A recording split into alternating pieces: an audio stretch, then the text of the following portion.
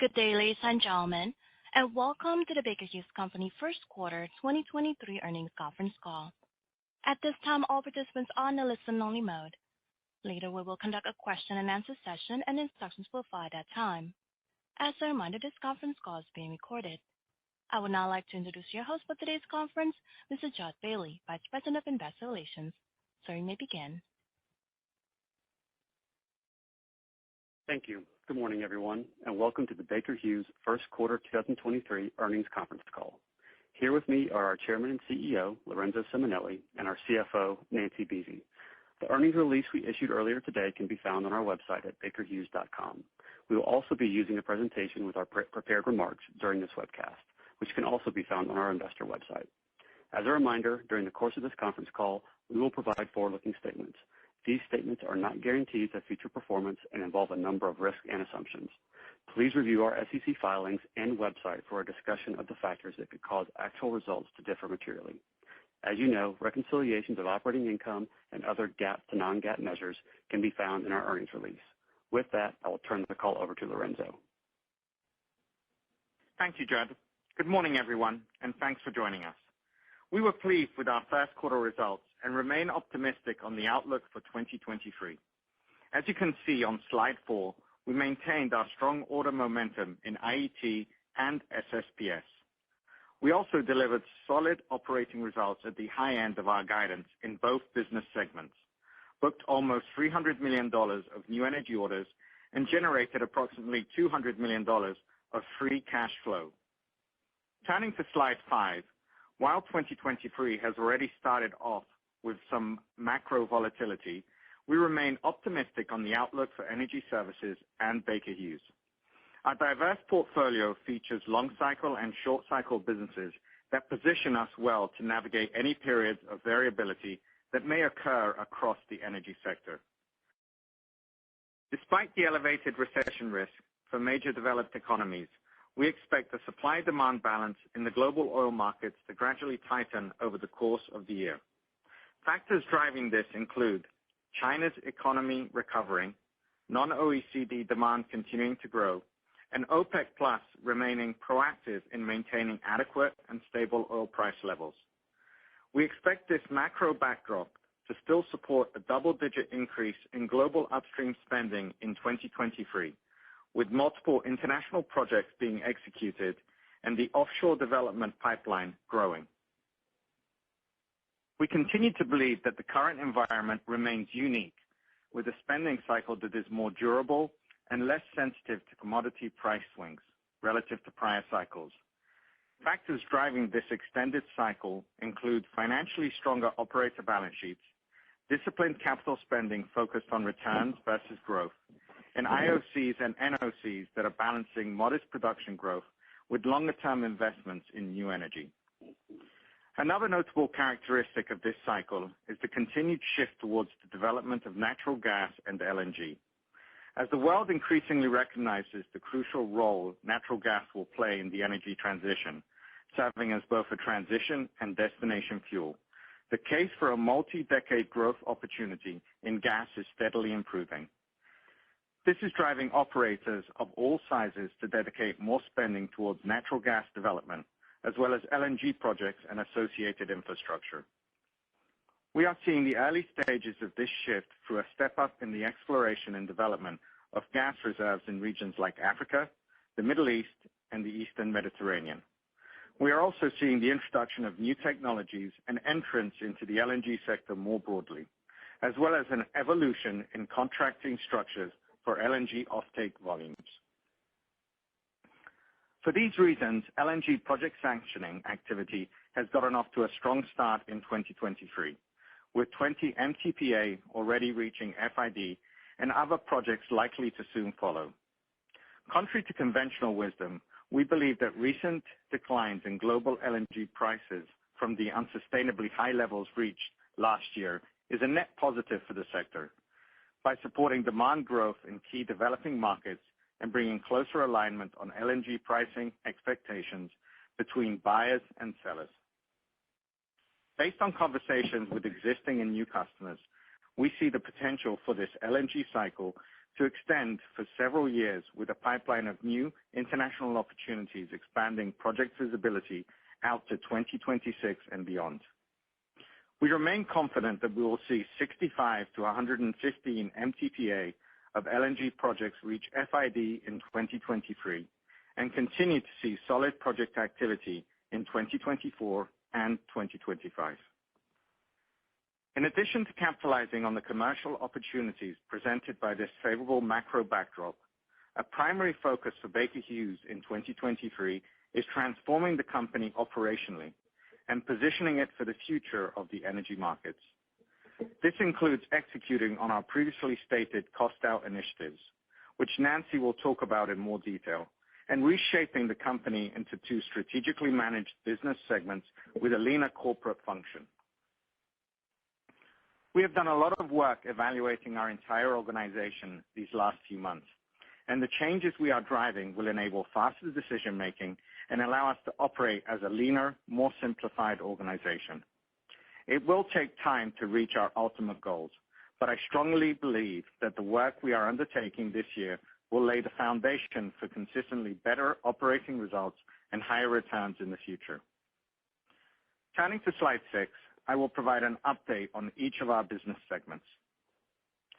In oilfield services and equipment, despite recent volatility in oil and gas prices, we remain positive on the outlook for a multi-year cycle, with growth trends clearly shifting in favor of international and offshore markets. With approximately 70% of our OFSE business internationally focused, we are well positioned to capitalize on these unfolding market dynamics.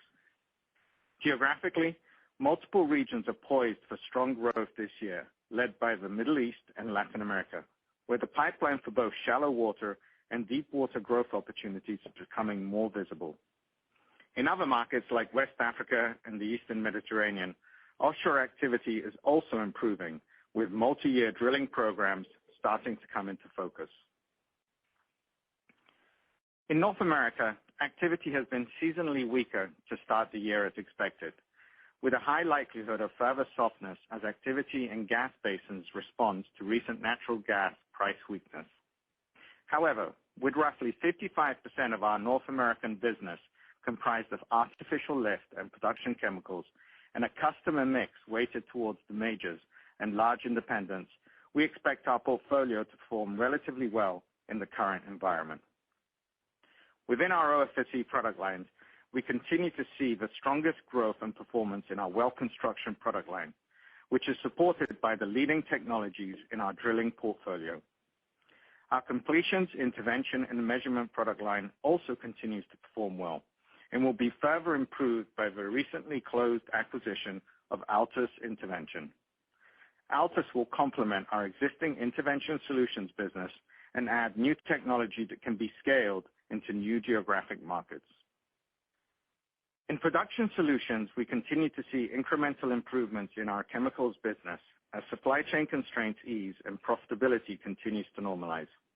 Our Singapore facility will soon be fully operational, and we remain on track for margins in the chemicals business to return to historical levels by the end of this year.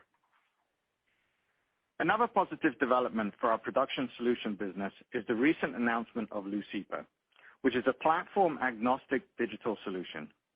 This software enables the automation of field production, connecting artificial lift, fluids, and chemicals, and removing unnecessary costs and manual processes, which will ultimately drive enhanced production.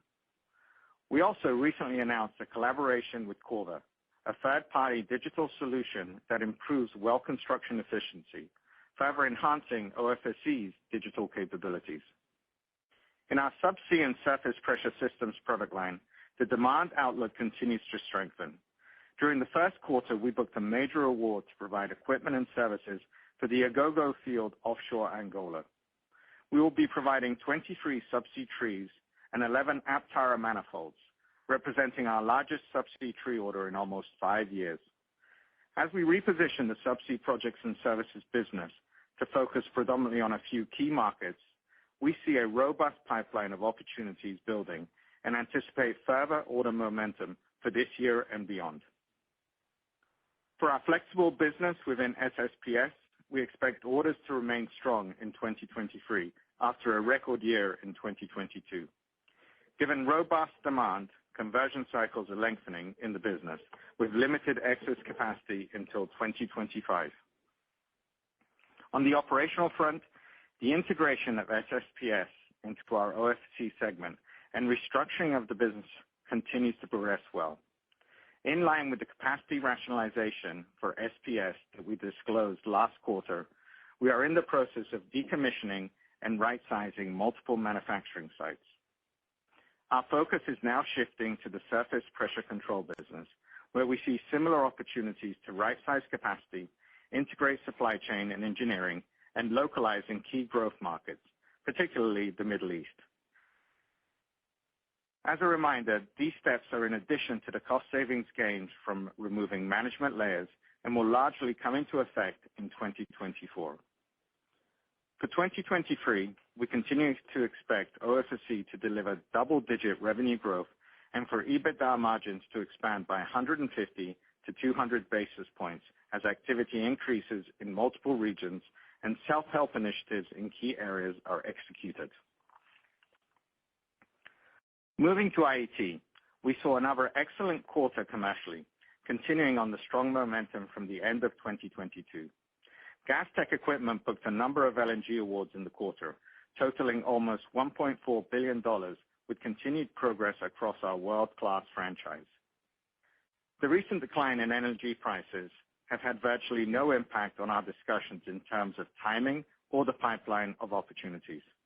With project cycle times that can last 8 to 10 years from the initial planning phase to final commissioning, operators take a long-term view for LNG project development and look through near-term commodity price fluctuations. During the first quarter, we were pleased to be awarded a major order to supply 2 main refrigerant compressors for the North Field South project, which will be executed by Qatar Gas. The MRCs are part of 2 LNG megatrains representing 16 MTPA of additional capacity that is estimated to further boost Qatar's LNG's production capacity to 126 MTPA by 2027. Also during the quarter, Baker Hughes was awarded an order by Bechtel to supply 2 MRCs for Sempra Port Arthur's LNG Phase 1 project in Jefferson County, Texas.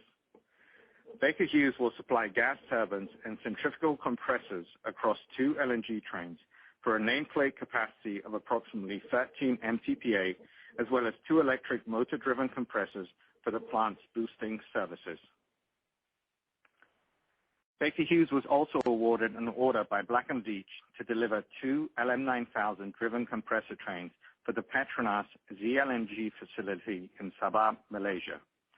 Petronas specifically selected the LM9000 gas turbine technology for the 2 MTPA FLNG facility to reduce complexity, maximize efficiency, and minimize footprint, while lowering CO2 emissions compared to other technologies in its class. On the new energy front, we booked almost $250 million of orders in the quarter in IET, including contracts to supply CO2 compression solutions for multiple FPSO projects in Brazil. The 6 gas turbine-driven compression strains will each reinject more than 1 MTPA of CO2 into oil reservoirs, enhancing production rates and reducing emissions. We were also pleased to book an order for centrifugal pumps and hydraulic-powered recovery turbines for Air Products' Blue Hydrogen project in Edmonton to enable CO2 capture during the autothermal reforming process. This award is another example of how Baker Hughes and Air Products continue to collaborate to drive the hydrogen economy forward. During the quarter, we also announced an agreement with HIF Global, the world's leading e-fuels company, to cooperate on the development of technology for direct air capture. HIF Global intends to test Baker Hughes' Mosaic technology to capture carbon dioxide through direct air capture and combine it with the green hydrogen to produce e-fuels. Orders in the industrial technology businesses will maintain strong momentum to start 2023, with double-digit growth year-over-year across all product lines, led by some of the hydrogen-related awards in pumps, valves, and gears. In our condition monitoring business, we saw notable awards in the Middle East and in Europe, which featured the full suite of our capabilities in monitoring, sensing, and asset health across multiple sectors. On the operational side, industrial tech also continues to benefit from volume and margin improvements in condition monitoring and inspection, as chip shortages and supply chain issues gradually abate. Although supply chain functionality and operational performance is still not back to where we would like, we are seeing steady progress that we expect to continue over the course of the year. In IET Digital, Cordant, our recently launched integrated suite of solutions, is seeing some initial success. We are pleased to be collaborating with BP on further defining and developing Cordant for asset performance management and process optimization. BP will deploy 1 PM in select locations across its Gulf of Mexico production assets, where Baker Hughes currently has a large installed base of rotating equipment, controls, and associated digital services. The companies will look for opportunities to expand this collaboration across other regions in the future. Overall, we are pleased to see strong momentum for IET continue into 2023, with a record backlog of $26.5 billion and a robust pipeline of new order opportunities in LNG, onshore-offshore production, and new energy. Based on our strong first quarter and the growing pipeline of project opportunities, we are increasingly confident that IET orders for 2023 are likely to meet or potentially exceed the high end of our guidance range of $10.5 to $11.5 billion. Before I turn the call over to Nancy, I'd like to spend some time on the commitments Baker Hughes is making in the areas of sustainability and ESG. As many of you know, we were one of the first companies in the energy sector to commit to a 50% reduction in Scope 1 and Scope 2 emissions by 2030, and to be at net zero by 2050. To help achieve these goals, we are empowering Baker Hughes employees to remove carbon from our products and operations as we better integrate our Carbon Out program. We are also intently focused on developing our own Scope-free emissions reduction roadmap and expect to have more news to share on this area later this year. Overall, I feel confident in the structural changes we are executing at Baker Hughes and our positioning to capitalize on the multi-year upstream spending cycle, the ongoing wave of LNG investments, and the acceleration in new energy opportunities. With that, I'll turn the call over to Nancy. Thanks, Lorenzo. I will begin on slide 8 with an overview of total company results and then move into the segment details and our forward outlook. Total company orders for the quarter were $7.6 billion. Year over year, orders were up 12%, driven by an increase in OFSE, partially offset by a slight decline in IET. Sequentially, orders were down 5%, driven by industrial and energy technology, partially offset by an increase in oilfield services and equipment. We are again extremely pleased with the orders performance in the quarter as we maintain strong momentum across both segments. Remaining performance obligation was $29.6 billion, up 7% sequentially. OFSE RPO ended at $3.1 billion, up 20% sequentially, while IET RPO ended at $26.5 billion, up 5% sequentially. Our total company book-to-bill ratio in the quarter was 1.3. IET book-to-bill was 1.7. Revenue for the quarter was $5.7 billion, down 3% sequentially and up 18% year over year, driven by increases in both segments. Operating income for the quarter was $438 million. Adjusted operating income was $512 million, which excludes $74 million of restructuring and other charges. Adjusted operating income was down 26% sequentially and up 47% year over year. Adjusted EBITDA in the quarter was $782 million, down 17% sequentially and up 25% year over year.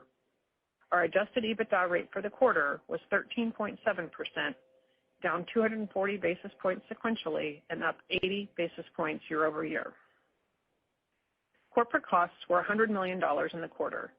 For the second quarter, we expect corporate costs to be roughly flat compared to first quarter levels. Depreciation and amortization expense was $269 million in the quarter, driven by the closing of multiple acquisitions in the fourth quarter of 2022. For the second quarter, we expect D&A to be around $280 million, with the increase driven by the acquisition of Altus Intervention. Net interest expense was $64 million. Income tax expense in the quarter was $179 million. GAAP earnings per share was 57 cents. Included in GAAP earnings per share were $392 million in gains from the change in fair value for certain equity investments, all of which are recorded in other non-operating income. Adjusted earnings per share were 28 cents. Turning to slide 9, we maintain a strong balance sheet with total debt of $6.7 billion and net debt of $4.2 billion, which is 1.4 times our trailing 12 months adjusted EBITDA. We generated free cash flow in the quarter of $197 million, down sequentially, driven by lower adjusted EBITDA. Year over year, our free cash flow is up $302 million. For the second quarter, we expect free cash flow to improve sequentially, primarily driven by higher earnings and stronger collections. We continue to expect free cash flow conversion from adjusted EBITDA to be in the low to mid 40% range for the year, and anticipate the majority of our free cash flow to be generated over the second half of the year. Turning to slide 10 in capital allocation. We maintained our quarterly dividend of 19 cents per share, and we did not repurchase any stock during the first quarter. Despite slowing down our buyback pace from last year as we closed and began integrating multiple small acquisitions, we remain committed to returning 60 to 80% of our free cash flow back to shareholders, with the priority of increasing our regular dividend over time. Turning to slide 11, as Lorenzo mentioned, we continue to make progress with our $150 million cost out target and expect all actions necessary to achieve these savings to be completed by the end of the second quarter. The majority of these savings will come from direct structural cost reductions as we consolidate the former 4 product companies into 2 business segments. These actions drive a smaller executive leadership function, the removal of duplicative spending, and an overall leaner corporate structure. During the first quarter, we benefited from approximately $15 million of cost out related to the consolidation into 2 business segments. The balance of the identified savings will come from additional headcount reductions and more efficient cost measures related to the streamlining of multiple support and corporate functions across the organization. We expect to realize the full benefit of these initiatives by the end of the year. Based on progress to date and areas of opportunity that we have found, we have good line of sight to exceeding our initial $150 million target. Working through this process, we have identified additional areas to remove excess layers, decentralize key functions, and standardize key operating processes that will result in significant additional cost savings. Although we have not yet quantified the additional cost out savings, we plan to have all the work completed on any additional restructuring by the end of the second quarter and to realize the full cost out benefit by the end of the year. Now I will walk you through the business segment results in more detail and give you our thoughts on the outlook going forward. Starting with oilfield services and equipment on slide 12, orders in the quarter were $4.1 billion, up 10% sequentially and up 25% year over year. SSPS orders were $1.2 billion, up 60% year over year, driven by an increase in subsea tree awards across multiple regions.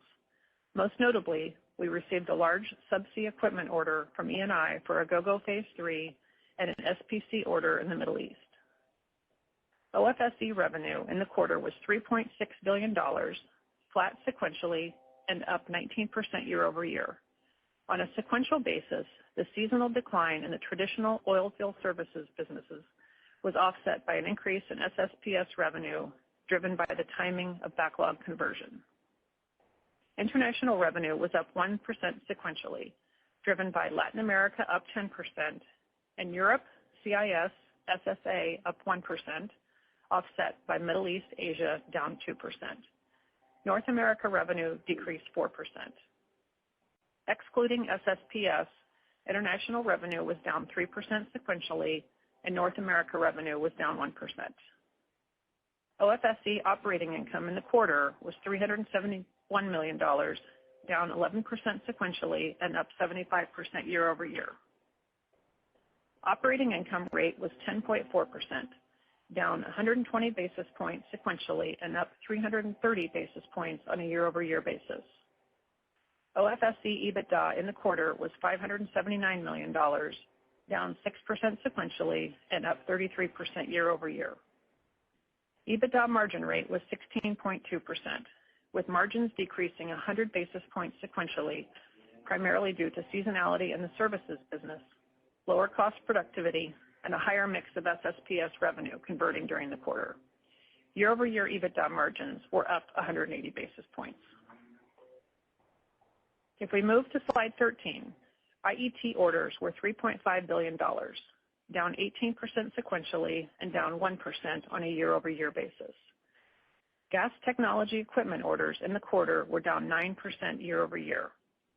Major awards during the quarter included equipment for Qatar's North Field South LNG expansion and Sempra's Port Arthur LNG Phase 1 project, as well as compression equipment for CO2 reinjection for multiple FPSOs in Brazil. Gas technology services orders in the quarter were up 5% year-over-year, driven by strong upgrades and transactional services. Industrial technology orders were up 16% year-over-year, with all subsegments delivering double-digit orders growth.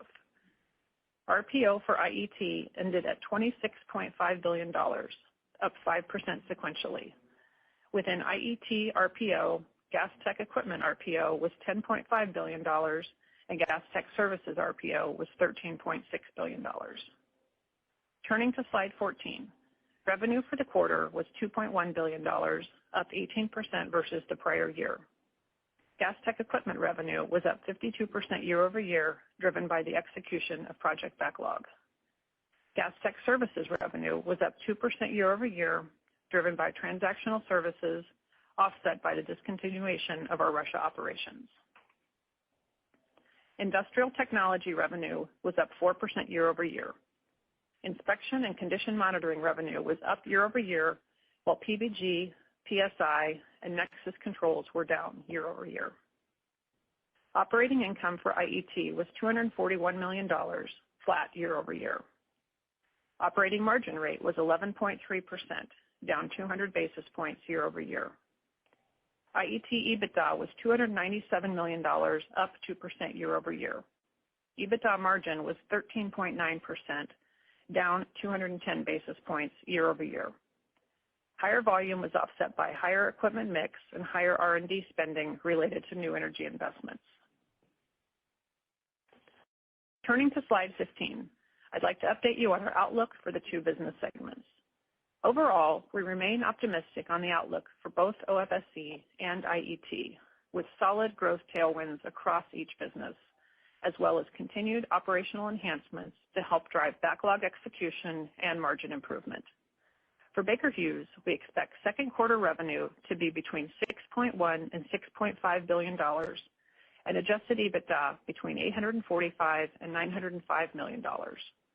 For the full year, our guidance remains unchanged. However, with the strong performance in the first quarter and positive outlook for the second quarter, we now believe that adjusted EBITDA is trending between the midpoint and the upper end of the guidance range of $3.6 to $3.8 billion. For OFSE, we expect second quarter results to reflect growth in international markets and softness in North America, but still see sequential improvements on both revenue and EBITDA.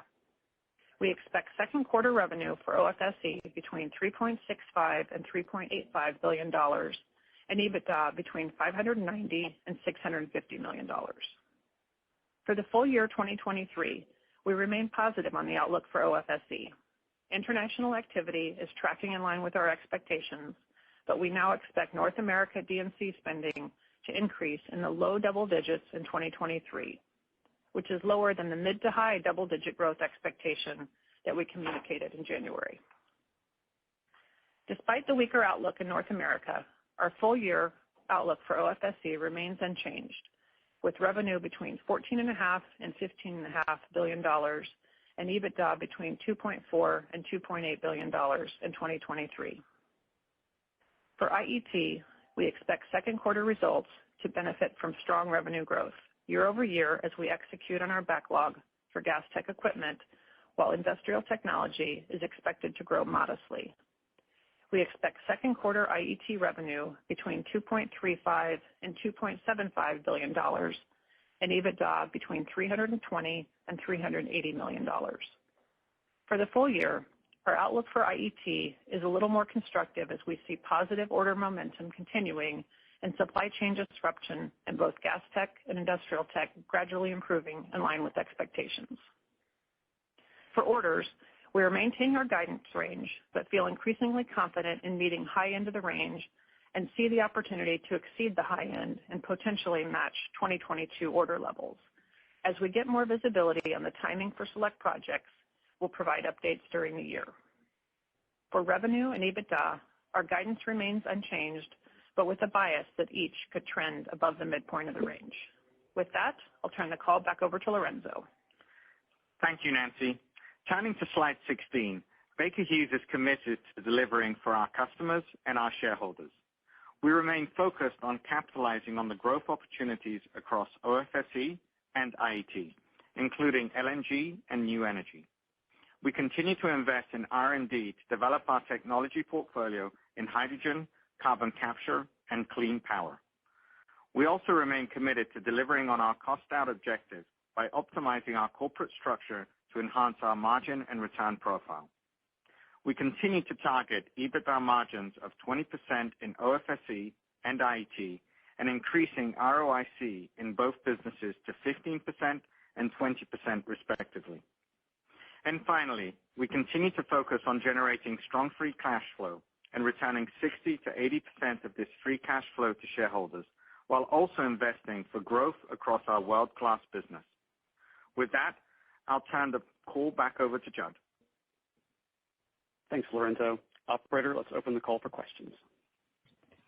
Thank you. Ladies and gentlemen, if you have a question at this time, please press star 11 on your touchtone telephone and wait for your name to be announced. If your question has been answered or you wish to remove yourself from the queue, press star 11 again. We ask that you please limit yourself to one question and one related follow-up.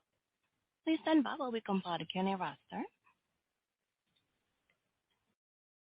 And now first question coming from the line of James West with Evercore ISI. Your line is open.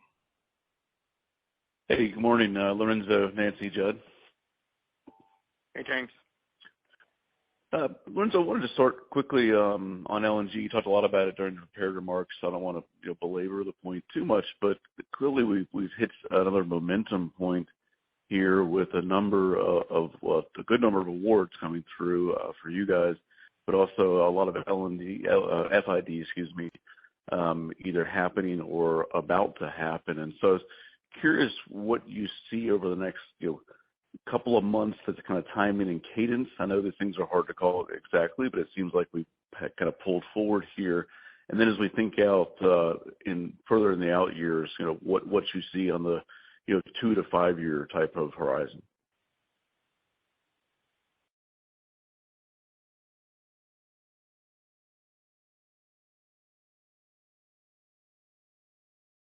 Near term and also the long-term prospects for natural gas and LNG. And I think you've seen some of the comments made by the G7 and others that natural gas and LNG has a role to play, not just as a transition, but as a destination fuel. So even though 2022 saw the pace of FID slow down somewhat because of the high interest rates and also the inflation, the customer conversations have continued. And I'm very pleased that we were able to book the Qatar NFS expansion, also Sempra Port Arthur, and also some smaller projects in Asia Pacific and West Africa during the course of the first quarter. And there's still several more projects that we're tracking for FID this year. You've seen some of the external press around Rio Grande and what they're expecting from the FERC, et cetera. And so, we remain confident that this year we'll see between 65 MTPA to 115 MTPA of FIDs in 23. And in terms of pipeline of opportunities, they continue to grow as well. I think a good example is Cheniere's 20 MTPA expansion that they've communicated at Sabine Pass. And so we're seeing a number of also international projects. So based on what we see today, there's a reasonable expectation that LNG FIDs in 24 could be approaching the same FID levels we see in 2023. Still early to call, but there are a number of projects that are moving towards that. And then it continues in 25 and 26.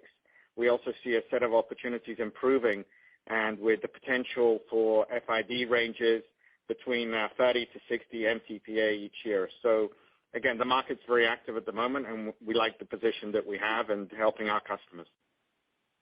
Fair enough. Okay, got it. And then on the new energy side, impressive orders this quarter of $300 million, especially compared to $400 million for all of last year. Could you maybe talk to some of the trends you're seeing in those businesses? Is this a function of, okay, we've got the IRA, the Repower EU, all these kind of government programs coming through, and so it's kind of adding some firepower to the market, or is it just the natural timing you see of when guys are ramping for the transition? James, I think we are seeing the benefits from some of the legislation. The Inflation Reduction Act that we've discussed before had the potential to pull forward some of this activity. And I'd say we're very pleased with our progress on the new energy orders. I mean, in the first quarter, you said it, we booked $300 million of orders. A large portion of that, 250, were in IET. Large orders around CCUS in Latin America, CO2 compression for multiple FPSOs, 2 hydrogen awards in North America. So I think it's fair to say that we anticipate that at least in 2023 we should exceed the $400 million guidance we gave.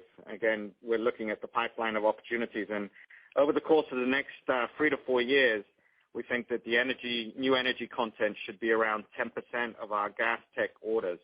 And we've stated previously, that we believe that by the end of this decade, new energy orders could be in the range of $6 to $7 billion, and that would imply about 10% of our gas tech orders could accelerate over the course of the last half of the decade. So the overall direction is positive.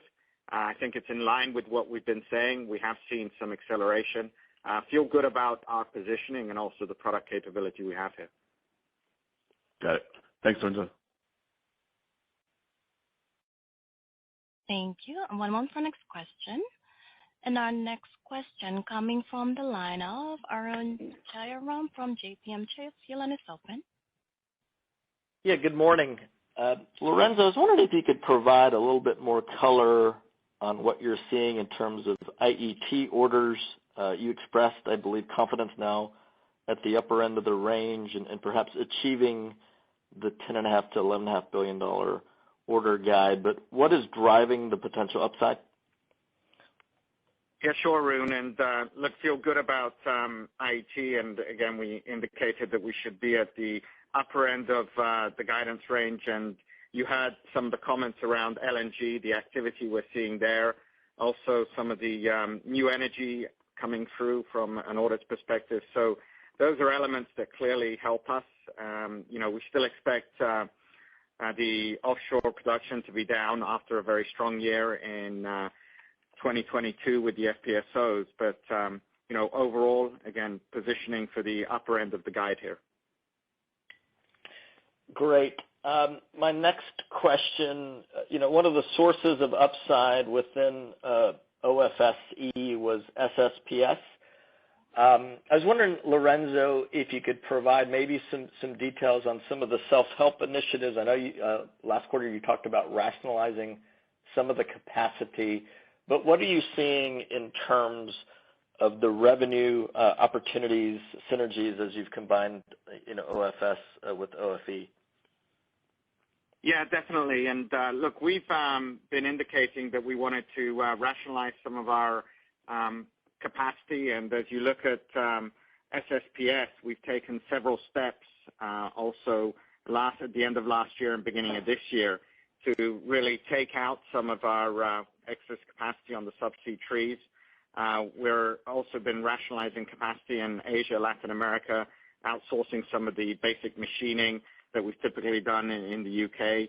And now we're looking also at some of the facilities for SPC, consolidating those in the Middle East, which is our primary market for the business. So, we think that on the cost side, we're taking the appropriate actions, and this will be part of the broader $150 million, and on top of that, relative to some of these actions we're taking in OFSE as we go forward. So on the actual offshore market, again, we've seen some strong momentum. You saw our orders, and again, the highest order rate from a 5-year period for the business, and we're seeing good traction in flexibles. So market momentum is positive at this stage, and we see that continuing also in 2024. Thank you. One moment for our next question. And our next question coming from the line of Chase Mulvehill with Bank of America. Your line is open. Hey, good morning, everyone. Hi, Chase. Lorenzo. Hey, Lorenzo. I guess a first question to you. Back at your annual meeting, you announced a few new digital offerings, which included Lucipia in the OFSE segment and Cordant in the IET segment. So could you speak to how these differentiated digital offerings actually can help you accelerate your digital strategy and how they complement your current digital solutions offering? Definitely, Chase. And look, I was with a customer yesterday and actually reviewing the opportunity of Lucipia on the OFSE side. And as you know, Lucipia is a cloud-based automated fuel production software solution really designed to help oil and gas operators proactively manage increased production and reduce carbon emissions. So we're pleased to have Pan American Energy Corp, a leading company in Argentina, as the launch customer and actively talking to other customers also here in North America. We also announced a collaboration with Corva and have a minority investment to improve efficiency in rig operations through analytics, real-time data, and visualization. So I'd say we're at the early stages of really being able to provide that suite of capabilities and good customer engagement. On the IET side, you mentioned it correctly, Cordant. Cordant's an integrated suite of solutions really supporting our industrial asset performance management and process optimization. It builds on the broad and established rotating equipment, sensors, valves, pumps, gears, and inspection service domain we have within the space. And Cordant is available today through a modular approach, and pleased that we announced the collaboration with BP to further define and develop Cordant. And BP is going to be deploying 1 PM in select locations across the Gulf of Mexico production assets, where we have a large installed base of rotating equipment and also associated digital services. In addition, in the first quarter, we won an important contract with a fertilizer customer. And again, the scope of work includes artificial intelligence, machine learning, predictive analytics, and it's really going to be able to help on the OEM physics-based analytics to improve their capability and reaching their production targets. So it's a multi-million-dollar order, which we're very pleased about, and seeing good traction across the digital landscape with the solutions and suites that we have. Okay, awesome. Appreciate the color there. Follow-up maybe for Nancy. You mentioned, line of sight of exceeding the $150 million of cost outs. And I know you plan to kind of have all the work completed by the end of 2Q. So maybe it's a little bit early to ask, but, can you maybe spend, a minute or two and kind of give us some color around where you see the most opportunity for incremental cost savings across Baker? Yeah, happy to. So we really started this whole project back in September 22, and we've just identified so many ways to think about a cost outs of the organization and really a more efficient operating structure overall. And I would note in the first quarter, we recognized about $15 million of those cost outs. So we're starting to see that just simply from the movement of 4 product companies into the 2 business segments. So when we think about the cost outs at the moment, I think about it in 2 buckets. The first is, and it's probably 2/3 of the first 150, that's really just simplification of the organization, streamlining of the operations, and that allows us to kind of take out some layers, smaller functionality, removal of duplication, and just leaner overall at corporate, and then also pushing us to what we call a strategically managed business structure and putting the activities closer to the business. I think there's more we can do there as we think about that first bucket of cost outs.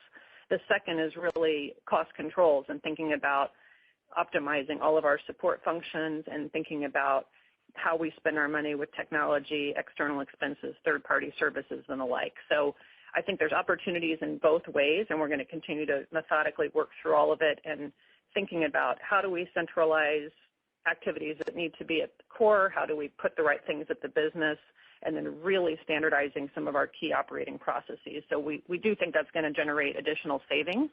So we need to get through this first bit of the cost out effort, and then we will come back to you with a better signal. So we think there's more there, but it's probably too soon to call. And then you had it right, is we're working hard to get all this done by Q2 so we can start realizing the savings run rates by the end of 2023. Okay, perfect. Thanks for the color. I'll turn it back over. Thank you. One moment, please, for our next question. And our next question coming from the lineup, Scott Gruber with Citi. Your line is open. Yes, good morning. Question on the outlook for your North American business within OFSE. Lorenzo, you lowered, your year-on-year D&C spend forecast, which looks appropriate in light of the onshore drilling activity, trending down here, and it's, likely down exit to exit. But oil production is still growing in the U.S. It's still growing in Canada, which should drive chemicals growth. And I believe Gulf of Mexico revenues should still be up for Baker this year. Do you think you can still hold the $1 billion or so revenue run rate through year end, even if the land rig count onshore is down? Yeah, Scott, look, I think there's certainly a lot of moving parts in the North America market at the moment. And, coming into the year, we expected some privates to drop oil rigs early in the year, but that would be gradually offset over the course of the year by the public E&Ps and some majors adding some rigs. The natural gas pricing has been weaker, and so we would expect 30 to 40 rigs or so additional to be dropped over the course of 2023. On the oil side, though, we don't see much risk to the oil activity. If we stay at around $80, we should be able to stay level on the rigs, and I don't think we'll see much impact unless we start to go below the $70. And then also for the public E&Ps, we don't see much risk to their activity levels until we get to around 60 or below. So a lot that we're continuing to monitor. But to your point, I think it's fair to say that we should be able to maintain that run rate. Good. And then a question on the Middle East, following the OPEC production cut, are you seeing or do you expect to see any impact on your chemical or lift sales in the Middle East this year? Yeah, Scott, right now we see no major change, really limited in our international outlook, and expect international spending to increase in the mid-double-digit range. Again, as you think about the Middle East, the GCC countries, drilling plans for this year are pretty well set, along with the procurement of materials and labor. I'd be surprised if there was a material deviation from current plans. However, looking into 2024, we'll have to monitor the health of the global economy and also the oil demand. And, if OPEC plus cuts wind up being deeper or lasting longer, it could impact the growth trajectory to some degree in 2024, but it's too early to say. And I think you've got to remember that, a lot of these customers are looking at production capacity over the long term increasing and have been dedicated to that on the natural gas development. So we'll monitor the situation, but at this time, limited impact. Okay. Appreciate the call. Thank you. Thank you. One moment, please, for our next question. And our next question coming from the line of Luke Lemoine with Piper Sandler. Your line is open. Hey, good morning. Lorenzo, could you talk a little more about your agreement with HIF for direct air capture with your Mosaic business, and maybe, what the timeline could be and what the opportunity set you see for Mosaic over the next few years? Yeah, definitely, Luke. And look, as we've mentioned previously, partnerships are critical to delivering the energy transition. So, there's no one company or technology that's going to solve the problem. And partnerships like this that we have with HIF, we think are crucial to be able to demonstrate and showcase the technology. So HIF is a great case where they're developing projects to produce e-fuels by blending green hydrogen and CO2. We, again, are being with them alongside others such as Porsche and also other investors. And we're going to be providing them a number of compressors, turbines, pumps, valves, and other technology. And per facility, that's good content for us.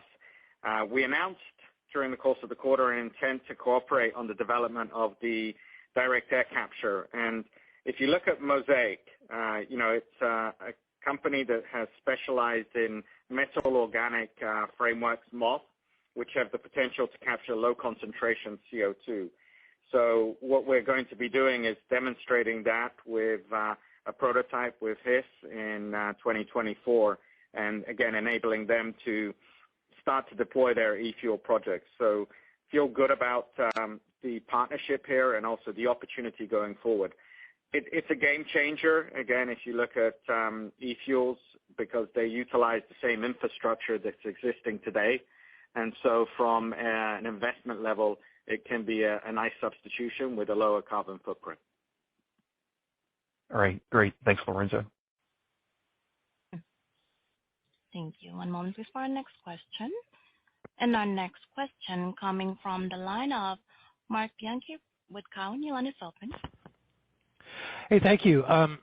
First question relates to gas tech services. The revenue grew year over year here in first quarter, which I think is pretty impressive considering the comparison includes benefit from Russia last year.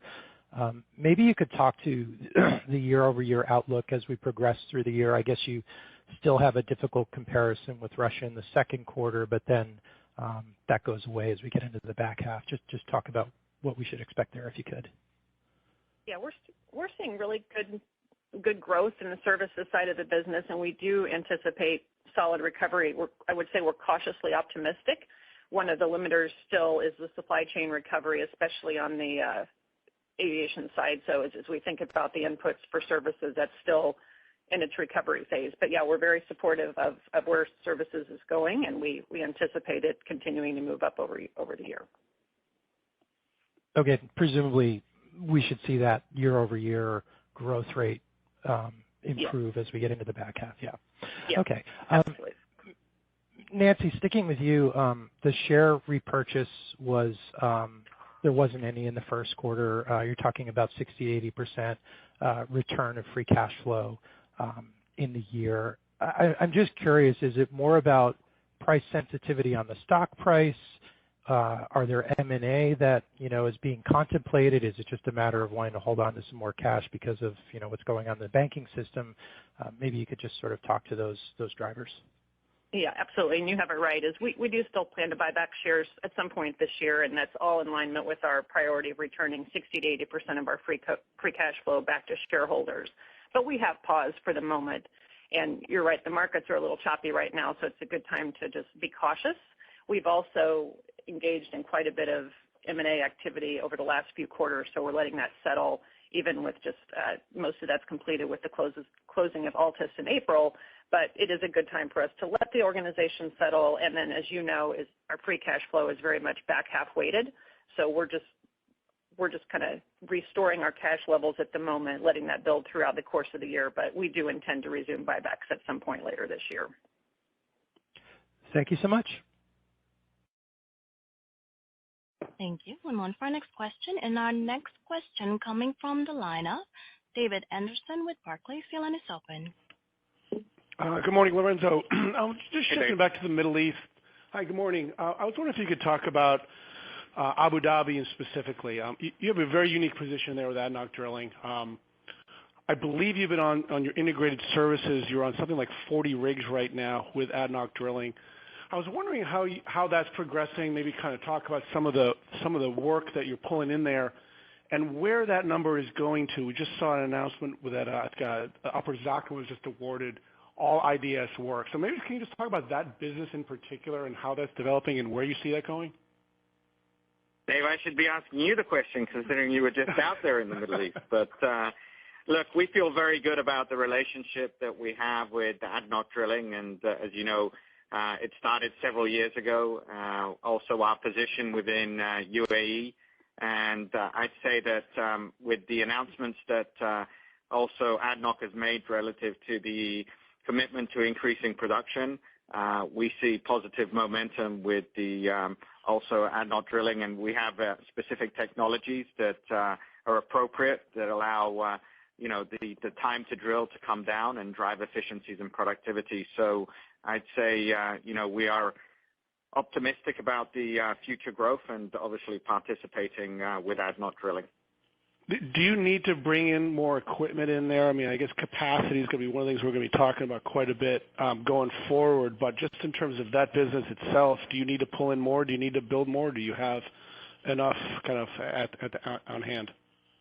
Dave, with the partnership we have, we look on a annual basis at what is required from a tool perspective. And one of the key ways in which we drive efficiency and also we drive better performance is by having these discussions early. So rest assured, with ADNOC drilling, we're tied to the hip. So anything that they've got planned, we already were discussing 12 months ago to make sure that we were ready for them. And then just looking bigger picture at this region, Middle East Asia was essentially flat in 4Q. I'm sorry, in the first quarter. I'm assuming that weakness was because of product sales that weren't recurring from the fourth quarter. But can you just talk about how revenue kind of should progress throughout the rest of the year in this part of the market? I mean, should we kind of stay at this sort of 20% year-on-year growth clip throughout the year? Should that be the expectation here?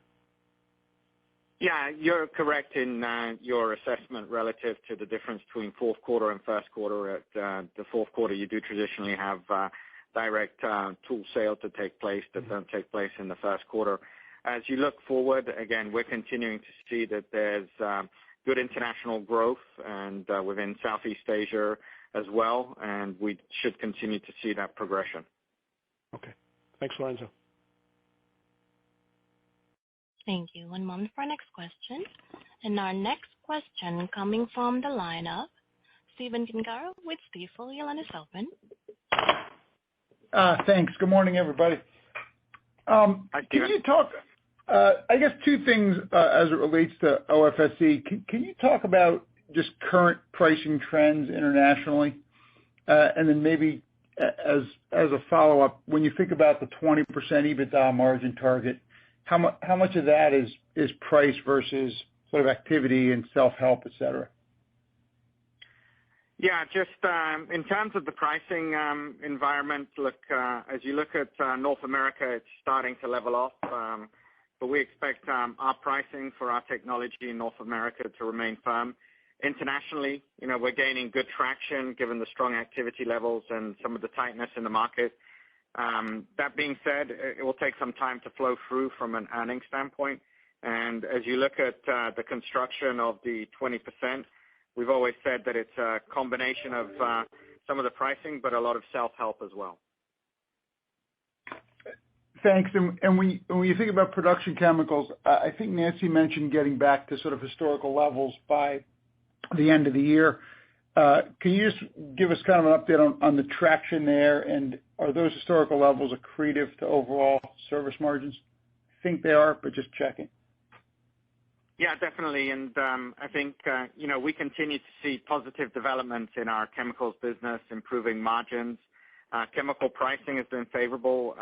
Input prices have stabilized, and we improved parts of our supply chain. As you know, we've got a new facility that ramped up in Singapore. We've got another facility that ramps up in KSA later on this year. As you look at margins in the first quarter, they increased sequentially and are now up 500 basis points year over year. We're still, though, 200 to 300 basis points below the long-term average for this business. So we've still got some work to do to get back to the prior levels, but we expect that to be more normalized in the second half of 2023. Great. Thank you for the color. Thank you. One moment for our next question. And our next question coming from the line of Roger Read with Wells Fargo. Your line is open. Yeah, thank you. Good morning. I think most of the stuff's been hit. I just have one question. It was a topic at the event back at the end of January on servicing and the maintenance for the LNG facilities that are already out there. I was just wondering if you've seen any change in that, any improvement in that as we think about, kind of the impact on margins latter, well, I guess really Q2 onwards for this year. Yeah, Roger, and as we laid out also at the beginning of the year relative to the maintenance and the contractual service agreements we have, it's pretty much trending the way we anticipated, and so no change from what we said in January. Again, as you know, there has been some push out from 2022, and we'll anticipate that starts to catch up in 23 and 24. That's it for me. Thank you. Thank you. And that was our last question. Ladies and gentlemen, thank you for your participation in today's conference. This concludes the program. You may all disconnect.